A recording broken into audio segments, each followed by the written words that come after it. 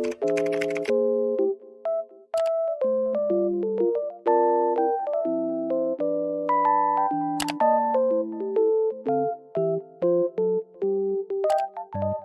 Eka Indarti, NIM 4301420005. Saya Romadunisa dengan NIM 4301420029. Nama saya Jeniwati dengan NIM 43014220031. Baik teman-teman, yang pertama akan kita bahas pada kali ini yaitu tentang sejarah unsur halogen. Fluorin.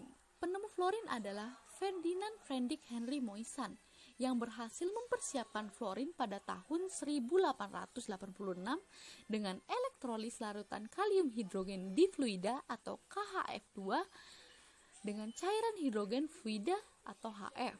Ada unsur klorin. Pada tahun 1774, ahli kimiawan Swedia Carl Wilhelm Scheele memperlakukan bubuk oksida hitam mangan atau MnO2 dengan asam klorida atau HCl dan memperoleh gas kehijauan sampai kekuningan. Yang ketiga ada bromin. Bromin ditemukan secara independen oleh dua ahli kimia.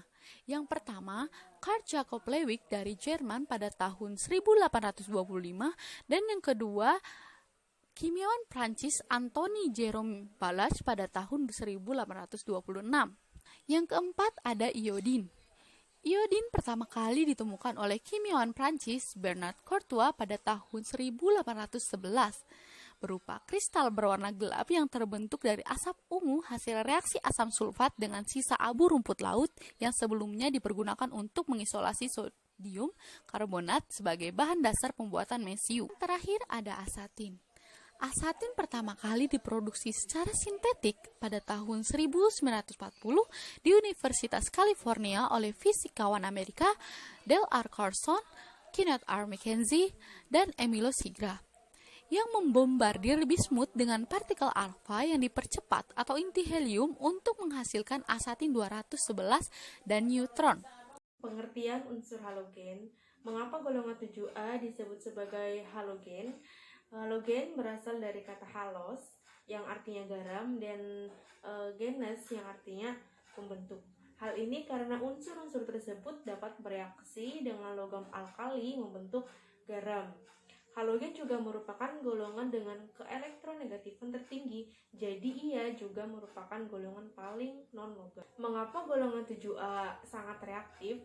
Hal ini didasarkan karena beberapa faktor. Yang pertama, itu elektron valensi berjumlah 7, sehingga hanya kurang satu elektron untuk penuh saat seperti aturan oktet. Memiliki afinitas elektron tinggi dan keelektronegatifan tinggi sehingga mudah menarik satu elektron ke kulitnya. Yang ketiga, itu mudah membentuk ion negatif bermuatan -1 dan akibatnya mudah menjadi oksidator dalam reaksi kimia. Yang pertama itu unsur fluorin yang dengan lambang F. Fluorin adalah salah satu anggota unsur golongan halogen yang terletak pada periode 2 dalam tabel periodik. Di alam, fluorin ditemukan dalam bentuk diatomik F2 yaitu dengan berwarna kuning, kekuning-kuningan yang sangat beracun. Yang kedua, unsur klorin dengan lambang Cl. Klor unsur golongan alkali tanah dengan lambang unsur Cl. Klor berasal dari kata kloros yang artinya hijau muda. Nama ini diambil memang karena gasnya berwarna hijau muda. Klor pertama kali ditemukan pada tahun 1774. Yang ketiga yaitu unsur bromin. Bromin atau brom ditemukan oleh Ballarat pada tahun 1826, merupakan zat cair berwarna coklat kemerahan, agak mudah menguap pada temperatur kamar. Uapnya berwarna merah, berbau tidak enak dan dapat menimbulkan efek iritasi pada mata dan kerongkongan. Yang keempat yaitu iodin dengan lambang I. Iodin atau iodium ditemukan oleh Courtois pada tahun 1811. Merupakan unsur non-logam, padatan mengkilap berwarna hitam kebiruan. Dapat menguap pada temperatur biasa membentuk gas berwarna ungu biru berbau tidak enak. Yang kelima yaitu astatin dengan lambang At. Astatin merupakan unsur radioaktif pertama yang dibuat sebagai hasil pemboman bismut dengan partikel-partikel alfa atau hasil sintesa tahun 1940 oleh Dr. Corson, K.R. Mackenzie, dan E. Sergey. Pembahasan selanjutnya adalah mengenai ciri-ciri unsur halogen. Nah, yang pertama adalah mengenai fluorin, di mana fluorin ini merupakan paling reaktif dari semua unsur, dan fluorin juga paling elektronegatif dari semua unsur. Dan juga dalam kondisi gas standar, fluorin ini merupakan gas diatomik, dan dia berwarna pucat kuning kehijauan, dan juga fluorin memiliki bau yang menyengat dan juga sangat korosif serta mudah terbakar. Nah, yang kedua adalah klorin, di mana klorin ini berbentuk gas diatomik pada keadaan standar dan juga berwarna hijau. Klorin memiliki bau yang menyesakkan, sangat beracun. Kemudian klorin sangat reaktif, merupakan oksida terkuat, memiliki afinitas elektron yang tinggi dan juga merupakan molekul diatomik. Nah, untuk yang selanjutnya adalah bromin. Bromin ini berbentuk cairan dan berwarna merah pada suhu kamar. Pada saat berbentuk cairan, dia sangat bersifat korosif, dan apabila berbentuk gas, bromin bersifat toksik.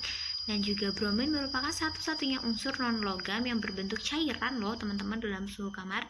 Dan juga dia tuh mudah menguap pada suhu kamar, memiliki bau yang menyesakkan seperti klorin dan merupakan molekul diatomik. Selanjutnya adalah iodin, di mana iodin ini merupakan padatan yang berwarna ungu kehitam-hitaman, dan pada suhu kamar ia menguap kemudian berubah warna menjadi ungu biru, dan dia itu memiliki bau yang menyengat, kemudian bersifat korosif, kemudian dia itu merupakan golongan halogen yang beracun, memiliki banyak isotop radioaktif dan merupakan molekul diatomik.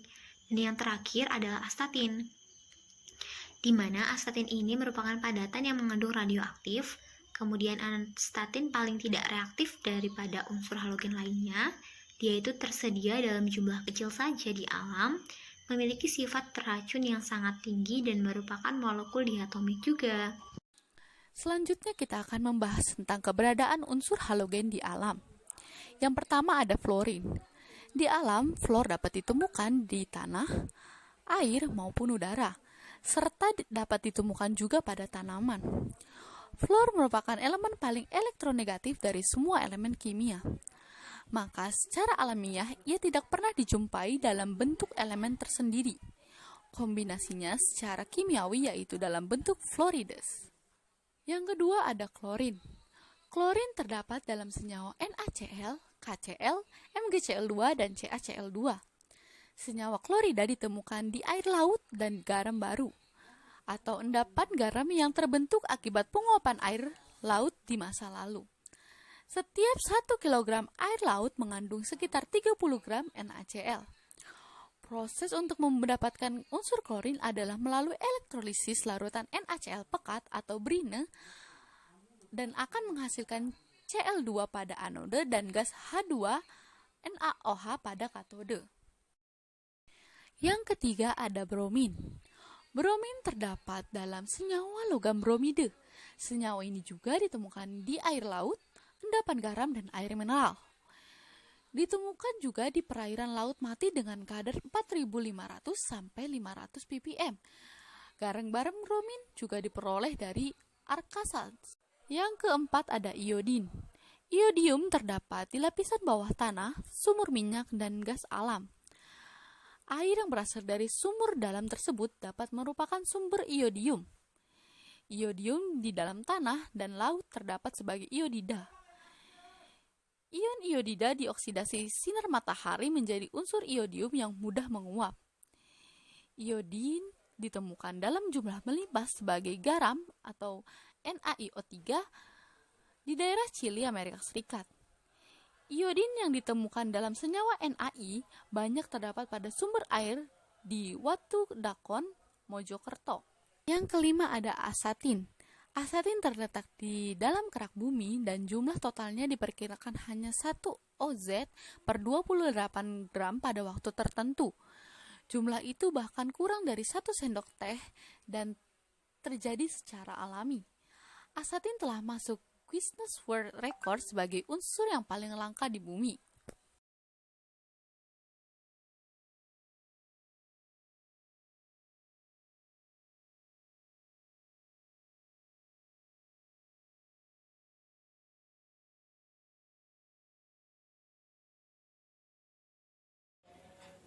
Selanjutnya yaitu sifat fisika dan sifat kimia unsur halogen. Yang pertama itu fluorin. Sifat fisika fluorin yaitu jari-jari atom sebesar 133, jari-jari kovalen 71, energi ionisasi 1680 kJ per mol, elektronegatifan sebesar 4, afinitas elektron min 328 kJ per mol kubik, jari-jari atom kerapatan sebesar 1696 kg per meter kubik, titik leleh sebesar min 202 derajat Celcius. Selanjutnya sifat kimia unsur fluorin yaitu yang pertama molekulnya bersifat diatomik. Wujud zat atau suhu kamar, berwujud gas, warna gas atau uap kuning muda. Yang kedua itu klorin dengan unsur Cl. Sifat fisika klorin yaitu jari-jari atom sebesar 180, jari-jari kovalen 99, energi ionisasi 1250 kJ per mol, keelektronegatifan sebesar 3, afinitas elektron sebesar min 349 kJ per mol kubik, jari-jari atom kerapatan sebesar 3214 kg per meter kubik. 6. Sifat kimia dari klorin. Yang pertama, molekulnya berbentuk diatomik. Wujud zat itu gas, warna gas itu warna gas atau uap, kuning, hijau, pelarut dalam pelarutnya atau larut dalam pelarut organik itu CCl4, CS2. Warna larutan terhadap pelarut itu tak berwarna. Bromin, yang ketiga yaitu bromin. Sifat fisika dari bromin itu jari-jari atom sebesar 195, jari-jari kovalen 144, energi ionisasi kilojoule per mol yaitu sebesar 1140 kJ per mol, keelektronegatifan sebesar 2,8, afinitas elektron sebesar min 325 kJ per mol kubik, jari-jari. Sifat kimia dari bromin yaitu molekulnya berbentuk diatomik, wujud zat atau suhu kamar itu cair, warna gas atau uap itu coklat merah, larut dalam pelarut organik yaitu CCl. Yang keempat yaitu iodin. Iodin memiliki sifat fisika.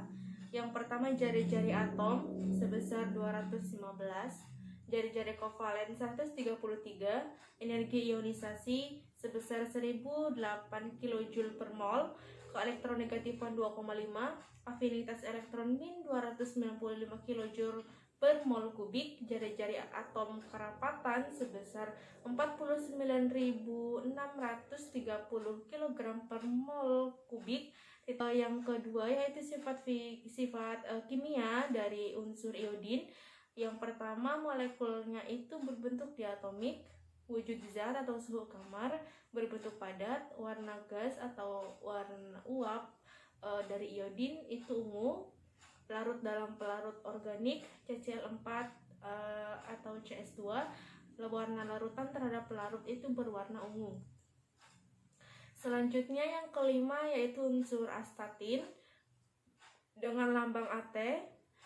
Sifat fisika dari astatin yaitu jari-jari kovalen sebesar 145, energi ionisasi sebesar 912 kJ per mol. Astatin yang pertama bilangan oksidasi +1, +3, +5, +7.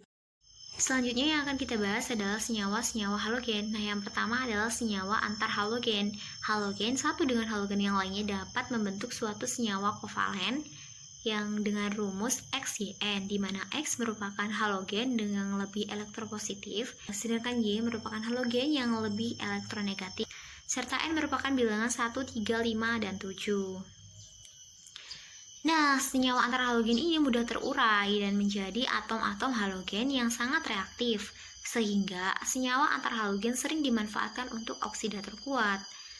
Nah, yang kedua adalah senyawa oksida hidrogen, di mana senyawa halogen dapat membentuk senyawa oksida, dan fluorin dapat membentuk oksida OF2 dan O2F2, yang dikenal sebagai oksida fluorida. Senyawa oksida fluorida merupakan zat berwarna kuning jingga yang digunakan sebagai bahan bakar roket.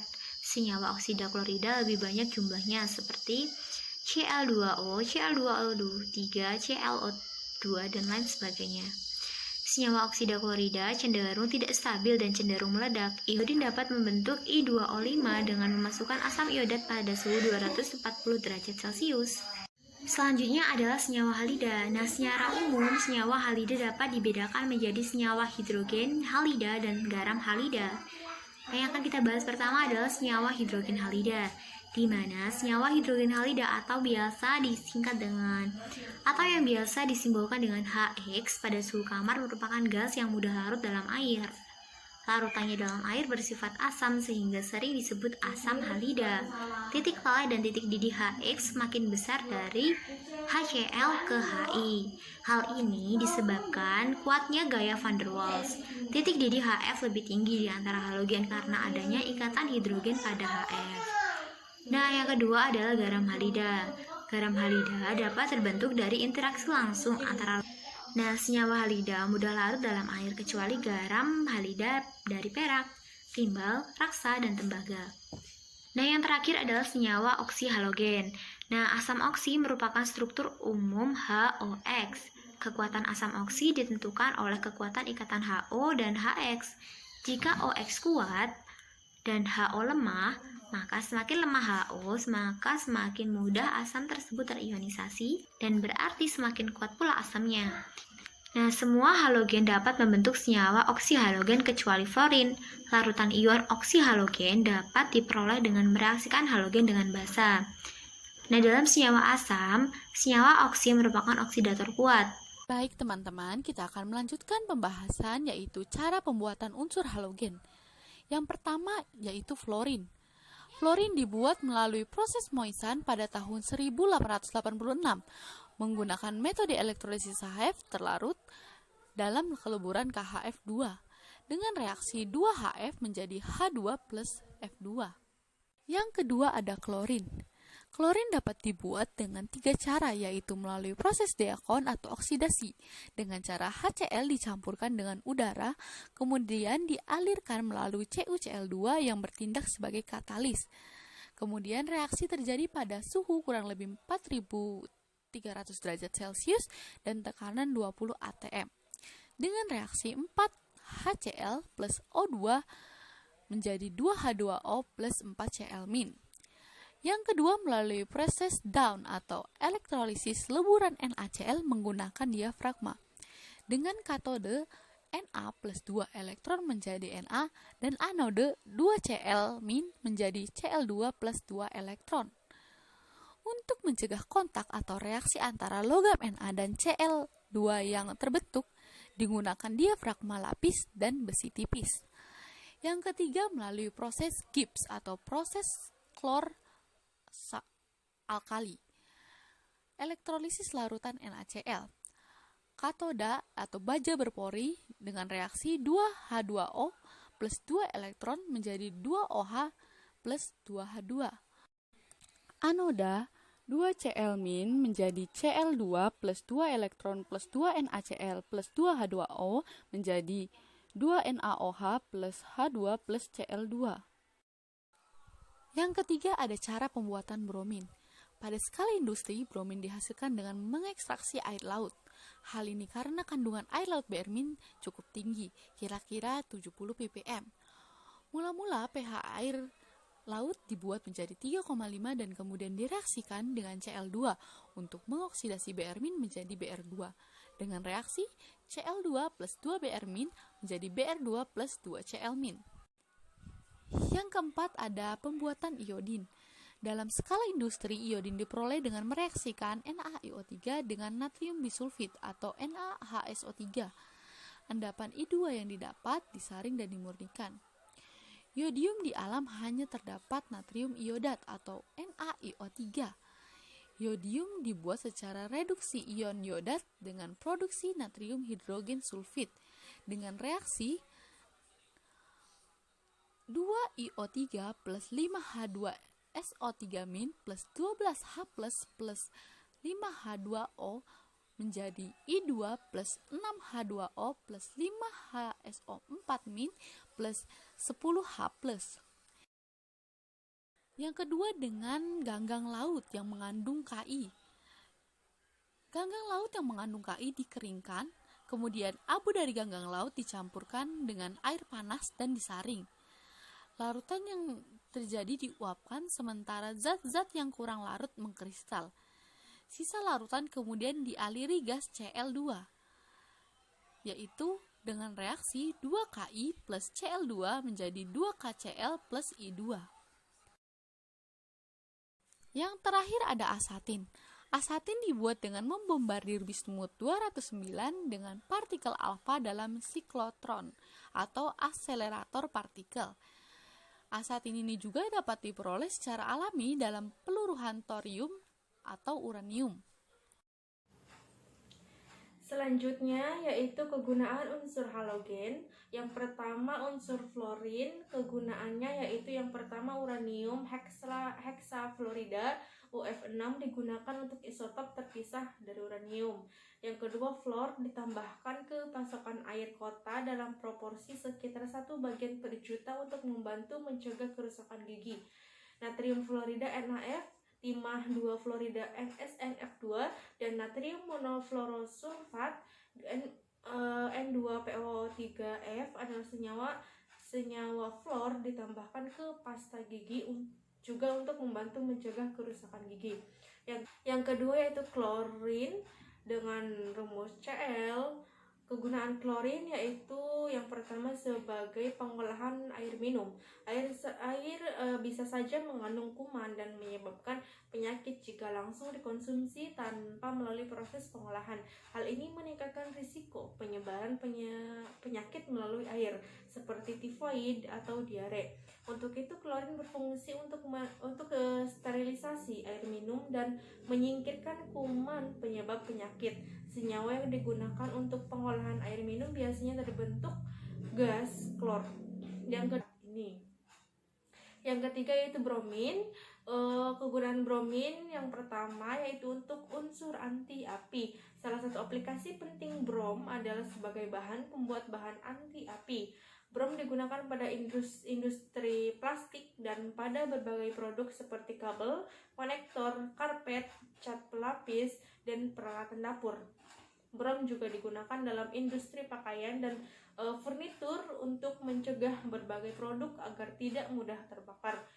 Polybrominated diphenyl ether, polybrominated biphenyl, dekabromodiphenyl ether, hexabromosiklodiodecan, tetrabromobisphenol adalah beberapa contoh bahan kimia anti api yang dibuat menggunakan brom.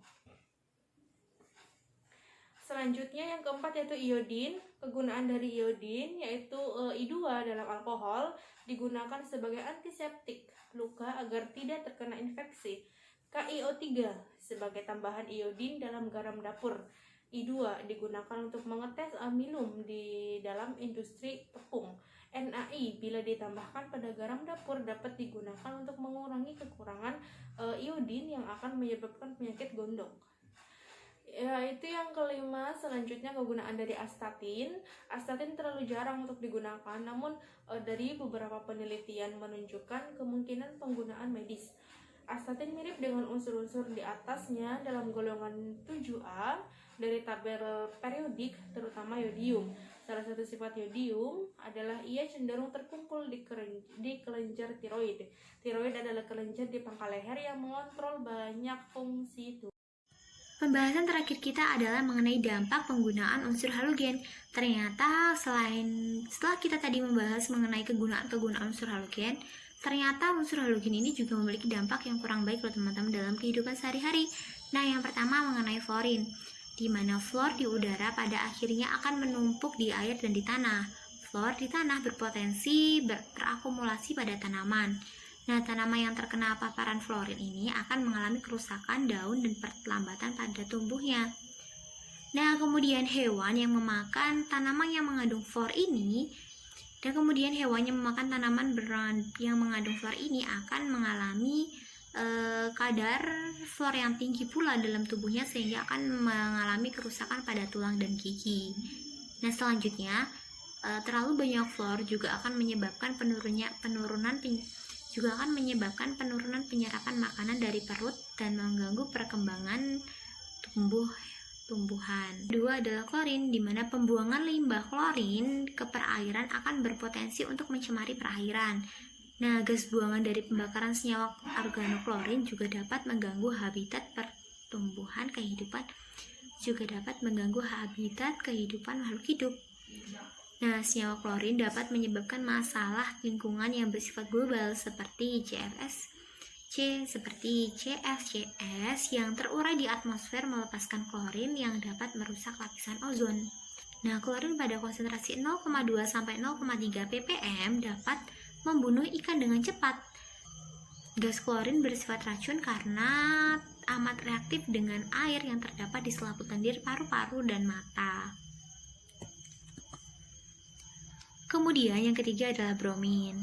Bahaya bromin atau dampak penggunaan bromin diantaranya adalah yang pertama, brom organik banyak digunakan sebagai obat semprot untuk membunuh serangga dan hama. Namun ternyata penyemprotan bromin organik itu juga dapat berbahaya dan beracun bagi makhluk hidup dan juga bagi manusia. Nah, efek kesehatan parah yang disebabkan oleh kontaminasi organik yang mengandung brom adalah rusaknya sistem saraf dan gangguan materi genetik. Kemudian yang terakhir, ribuan dan babi pun harus dibunuh untuk mencegah penyebaran dari efek yang terkena gas bromin. Dari efek penumpukan brom organik dari ternak ke manusia. Nah, yang selanjutnya adalah iodin, di mana kristal iodin ini dapat melukai kulit apabila tergores ya. Nah, uap iodin dapat melukai mata dan juga selaput lendir. Nah, pada saat ini ada juga penyakit yang disebabkan oleh kekurangan iodium, yaitu GAKI, gangguan akibat kekurangan iodium, yang merupakan penyakit yang dapat menyebabkan retardasi mental. Nah, selain itu, orang yang kekurangan kadar iodium dalam tubuhnya akan mengalami penyakit gondok. Karena penyakit gondok ini biasanya ditandai dengan pembengkakan kelenjar tiroid pada area sekitar leher. Nah, yang terakhir adalah astatin. Nah, astatin ini tadi kan sangat sulit diperoleh di alam, sehingga ini juga berdampak positif loh teman-teman. Ternyata dengan penyebarannya yang sedikit itu juga mengurangi resiko dan dampak penggunaan astatin. Nah, namun sebagai unsur yang sangat radioaktif, astatin akan menimbulkan banyak bahaya kesehatan yang serius. Namun, karena diproduksi dalam jumlah sedikit atau secara artifisial dan dengan susah payah pada saat itu, hampir tidak ada orang yang terpapar astatin. Sekian dari kelompok kami, lebih dan kurangnya kami mohon maaf. Semoga apa yang disampaikan bisa bermanfaat. Thank you guys, bye-bye.